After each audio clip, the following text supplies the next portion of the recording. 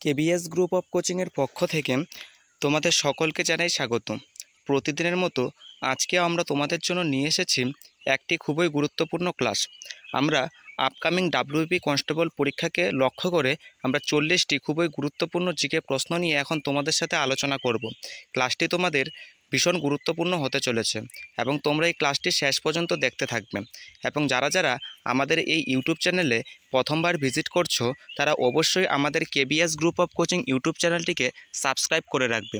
প্রতিনিয়ত বিভিন্ন চাকরি পরীক্ষা রিলেটেড গুরুত্বপূর্ণ ক্লাস এবং সমস্ত চাকরির পরীক্ষার আপডেট সবার আগে পাওয়ার জন্য অবশ্যই চ্যানেলটিকে সাবস্ক্রাইব করে রাখবেন। এবং তোমাদের যদি এই ক্লাসটির পিডিএফ প্রয়োজন হয় তবে অবশ্যই আমাদের টেলিগ্রাম গ্রুপে জয়েন হয়ে যাবে, যার লিঙ্ক ভিডিওর ডেসক্রিপশন বক্সে দেওয়া থাকবে। সেখানে এই পিডিএফটি তোমরা পেয়ে যাবে। তো চলো বন্ধুরা, আজকের ক্লাসটি শুরু করা যাক। আজকের প্রথম প্রশ্ন, আজকের ক্লাসের প্রথম প্রশ্নে বলা হয়েছে ভারতের তৈরি প্রথম কম্পিউটারের নাম কি?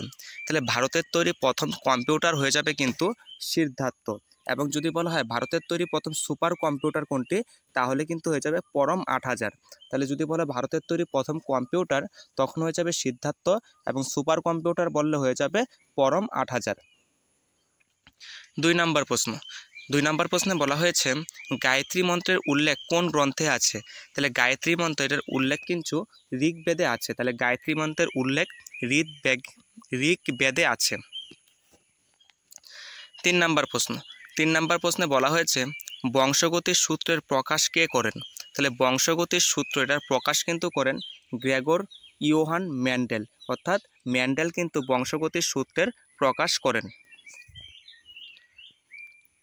4 নম্বর প্রশ্ন, 4 নম্বর প্রশ্নে বলা হয়েছে রাজস্থানের খেত্রি বা খেত্রিনগর কিসের জন্য সুপরিচিত? অর্থাৎ খেত্রি যে জায়গাটি আছে সেটি কিসের জন্য বিখ্যাত? তাহলে খেত্রি কিন্তু তামা খনির জন্য বিখ্যাত। রাজস্থানের খেত্রি তামা উত্তোলন বা তামা খনির জন্য কিন্তু পৃথিবী বিখ্যাত। 5 নম্বর প্রশ্ন, 5 নম্বর প্রশ্নে বলা হয়েছে পৃথিবীর সবথেকে পাশের গ্রহর নাম কি? পৃথিবীর সবথেকে পাশের গ্রহ বা কাছের গ্রহ যদি বলা হয় তাহলে কিন্তু এটা হয়ে যাবে বুধ, হবে না, এটা সৌরজগতের সবচেয়ে কাছের গ্রহ, এটা শুক্র হয়ে যাবে। সেটা তোমরা একটু কারেকশন করে নেবে। পৃথিবীর সবথেকে কাছের গ্রহ কিন্তু হবে শুক্র। 6 নম্বর প্রশ্ন, 6 নম্বর প্রশ্নে বলা হয়েছে মানুষের চোখের প্রতিবিম্ব কোথায় এটা হয় ওঠে? ঠিক আছে, মানুষের চোখের প্রতিবিম্ব কিন্তু হয়ে থাকে রেটিনায়। তাহলে মানুষের চোখের প্রতিবিম্ব গঠিত হয় কিন্তু রেটিনায়। 7 নম্বর প্রশ্নে বলা হয়েছে মুহাম্মদ বিন তুগলক দিল্লি থেকে স্থানান্তরিত করে, অর্থাৎ মুহাম্মদ বিন তুগলক দিল্লি থেকে তার রাজধানী স্থানান্তরিত করে, তা কিন্তু হয়ে যাবে দৌলতাবাদে। অর্থাৎ মুহাম্মদ বিন তুগলক তার রাজধানী দিল্লি থেকে দৌলতাবাদে কিন্তু স্থানান্তর করেছিল।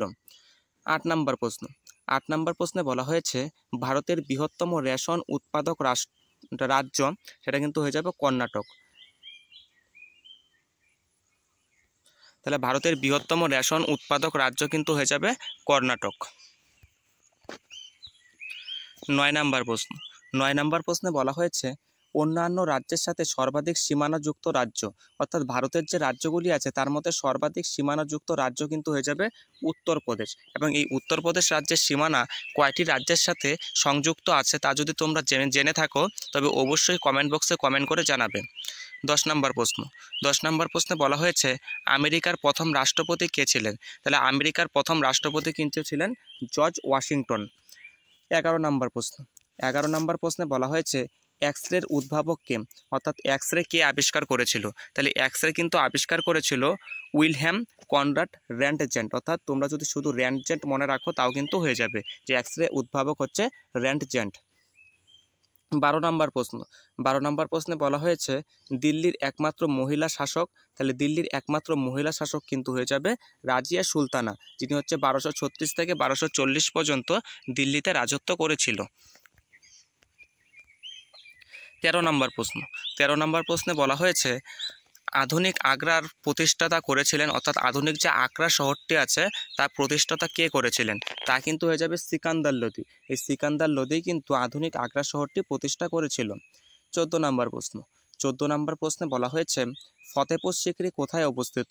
তাহলে ফতেপুর সিকরি কিন্তু উত্তরপ্রদেশে অবস্থিত, আর এটা আকবর 1566 সালে কিন্তু নির্মাণ করেছিল। 15 নম্বর প্রশ্ন, 15 নম্বর প্রশ্নে বলা হয়েছে চারমিনার স্মৃতিসৌধ কোথায় অবস্থিত? তাহলে চারমিনার স্মৃতিসৌধটি কিন্তু হায়দ্রাবাদে অবস্থিত, আর এটা তৈরি হয়েছিল 1591 সালে। 16 নম্বর প্রশ্ন। 16 নম্বর প্রশ্ন বলা হয়েছে সূর্য থেকে পৃথিবীতে কোন পদ্ধতিতে আলো আসে? তাহলে সূর্য থেকে পৃথিবীতে আলো আসে কিন্তু বিকিরণ পদ্ধতিতে। 17 নম্বর প্রশ্ন। 17 নম্বর প্রশ্নে বলা হয়েছে শব্দের তীব্রতা কিসের পরিমাপ করা হয়? অর্থাৎ শব্দের তীব্রতা কিসের সাহায্যে মাপা হয়? তা কিন্তু হয়ে যাবে ডেসিবেলের সাহায্যে কিন্তু শব্দের তীব্রতা মাপা হয়। 18 নম্বর প্রশ্ন। 18 নম্বর প্রশ্নে বলা হয়েছে মৌমাছি পালনকে কি বলা হয়? মৌমাছি পালনকে কিন্তু বলা হয় এপিকালচার। 20 নম্বর প্রশ্ন। 20 নম্বর প্রশ্নে বলা হয়েছে কোন ওয়েবসাইটে প্রথম পেজ কি বলা হয়? তাহলে কোনো ওয়েবসাইটের প্রথম পেজকে কিন্তু হোম পেজ বলা হয়। এটা কম্পিউটার থেকে একটি গুরুত্বপূর্ণ প্রশ্ন, তোমরা মনে রাখবে কিন্তু। 21 নম্বর প্রশ্ন। 21 নম্বর প্রশ্নে বলা হয়েছে গাড়িতে পেছনের দৃশ্য দেখার জন্য কোন দর্পণ ব্যবহার করা হয়? তাহলে গাড়িতে পেছনের দৃশ্য দেখার জন্য কিন্তু উত্তল দর্পণ ব্যবহার করা হয়। 22 নম্বর প্রশ্ন। 22 নম্বর প্রশ্নে বলা হয়েছে স্বাভাবিক অবস্থায় বাতাসের শব্দের গতি কত? তাহলে স্বাভাবিক অবস্থায় কিন্তু বাতাসের শব্দের গতি 302 মিটার পার সেকেন্ড, অর্থাৎ 1 সেকেন্ডে 302 মিটার যায় থাকে শব্দ। 23 নম্বর প্রশ্ন। 23 নম্বর প্রশ্নে বলা হয়েছে কোন একমাত্র গ্রহের নিজস্ব কক্ষপথের পূর্ব থেকে পশ্চিম দিকে ঘোরে? তাহলে শুক্র কিন্তু একমাত্র গ্রহ যেটা হচ্ছে পূর্ব থেকে পশ্চিম দিকে ঘোরে, আর বাকি সমস্ত গ্রহগুলি কিন্তু পৃথিবী সমেত এটা পশ্চিম থেকে পূর্ব দিকে প্রদক্ষিণ করে। 24 নম্বর প্রশ্ন। 24 নম্বর প্রশ্নে বলা হয়েছে সূর্যেতে সর্বাধিক কোন গ্যাস রয়েছে?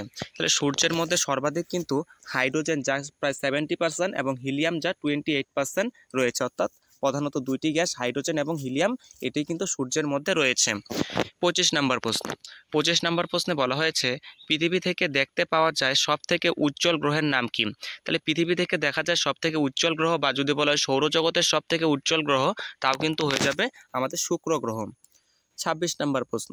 26 নম্বর প্রশ্নে বলা হয়েছে ক্যান্সার চিকিৎসায় কোন গ্যাস ব্যবহার করা হয়? তাহলে ক্যান্সার চিকিৎসায় কিন্তু র্যাডন গ্যাস ব্যবহার করা হয়।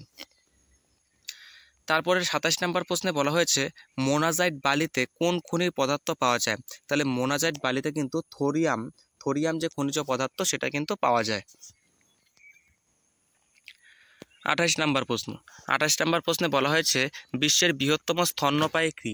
অর্থাৎ বিশ্বের বৃহত্তম স্তন্যপায়ী প্রাণী কিন্তু কোনটি সেটাই জানতে চাওয়া হয়েছে।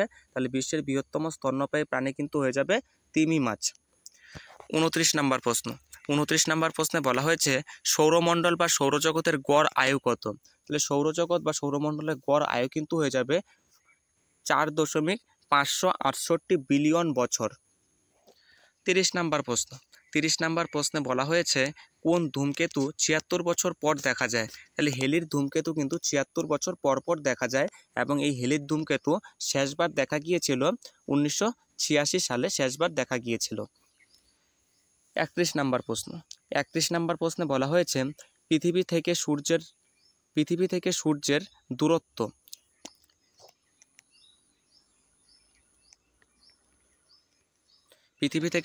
দূরত্ব তা কিন্তু হয়ে যাবে প্রায় 15 কোটি, যা অ্যাভারেজে কিন্তু 14,49,00,000 কিলোমিটার। 32 নম্বর প্রশ্ন। 32 নম্বর প্রশ্নে বলা হয়েছে সূর্যের আলো পৃথিবীতে আসতে কত সময় লাগে? তাহলে সূর্যের আলো পৃথিবীতে আসতে কিন্তু 500 মিনিট বা 8 মিনিট 20 সেকেন্ড সময় কিন্তু লাগে। তাহলে 500 মিনিট বা 8 মিনিট 20 সেকেন্ড সময় লাগে। আর যদি বলা হয় চাঁদের আলো, তাহলে চাঁদের আলো পৃথিবীতে আসতে কিন্তু 1.3 মিনিট সময় লাগে। 33 নম্বর প্রশ্ন। 33 নম্বর প্রশ্নে বলা হয়েছে ভারতের সর্বপ্রথম পরমাণু পরীক্ষণ কবে এবং কোথায় হয়েছিল? অর্থাৎ ভারতের সর্বপ্রথম পারমাণবিক বোমা তা পরীক্ষা কবে কোথায় হয়েছিল? তাহলে সেটা কিন্তু হয়েছিল 14 মে 1974 সালে পোখরান, অর্থাৎ রাজস্থানের যে একটা পোখরান নামক জায়গা আছে সেখানে কিন্তু পারমাণবিক পরীক্ষা হয়েছিল 1974 সালে, এবং যার হচ্ছে কোড নাম ছিল স্মাইলিং বুদ্ধ। 34 নম্বর প্রশ্ন। 34 নম্বর প্রশ্নে বলা হয়েছে কম্পিউটারের যে ভাগকে আমরা স্পর্শ করতে পারি তার নাম কি? তাহলে কম্পিউটারের যে ভাগকে আমরা স্পর্শ করতে পারি তা কিন্তু হয়ে যাবে হার্ডওয়্যার। 35 নম্বর প্রশ্ন। 35 নম্বর প্রশ্নে বলা হয়েছে রক্তের গ্রুপ কে আবিষ্কার করে? তাহলে রক্তের গ্রুপ কিন্তু আবিষ্কার করে বিজ্ঞানী কার্ল লেন্ডস্টেইনার এবং তিনি 1901 সালে এই রক্তের গ্রুপটি আবিষ্কার করেছিল। 36 নম্বর প্রশ্ন।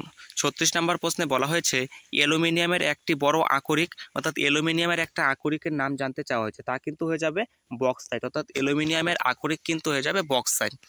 37 নম্বর প্রশ্ন। 37 নম্বর প্রশ্নে বলা হয়েছে প্রথম কৃত্রিম উপগ্রহের নাম কি? তাহলে প্রথম কৃত্রিম উপগ্রহ কিন্তু হয়ে যাবে স্পুটনিক 1 এবং এটি হচ্ছে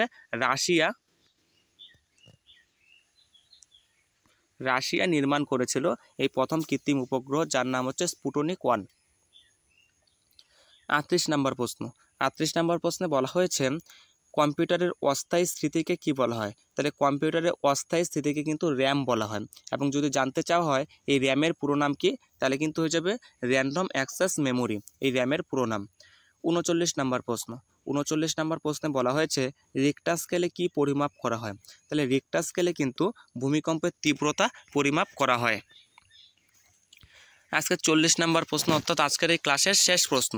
শেষ প্রশ্নে বলা হয়েছে গদর পার্টির প্রতিষ্ঠাতাকে, অর্থাৎ গদর পার্টি কে প্রতিষ্ঠা করে? তাহলে গদর পার্টি কিন্তু লালা হরদয়াল প্রতিষ্ঠা করে আমেরিকার সান ফ্রান্সিসকো শহরে, এবং এটি প্রতিষ্ঠা করা হয় 1913 সালে। আমেরিকার সান ফ্রান্সিসকো শহরে কিন্তু এই গদর পার্টি প্রতিষ্ঠা করা হয়। তাহলে এই ছিল আজকের খুবই গুরুত্বপূর্ণ 40টি জিকে প্রশ্ন। ক্লাসটি তোমাদের কেমন লাগলো তা অবশ্যই কমেন্ট বক্সে জানাবে, এবং লাইক এবং শেয়ার করতে অবশ্যই ভুলো না, কারণ তোমাদের বন্ধুরাও যেন এই ক্লাসটি কোনোভাবে মিস না করে তার জন্য তোমরা অবশ্যই শেয়ার করবে। এবং তোমরা যদি এই ভিডিওটির পিডিএফ পেতে চাও তবে অবশ্যই আমাদের টেলিগ্রাম গ্রুপে জয়েন হয়ে যাবে, সেখানে কিন্তু তোমরা এই ভিডিওর পিডিএফটি পেয়ে যাবে।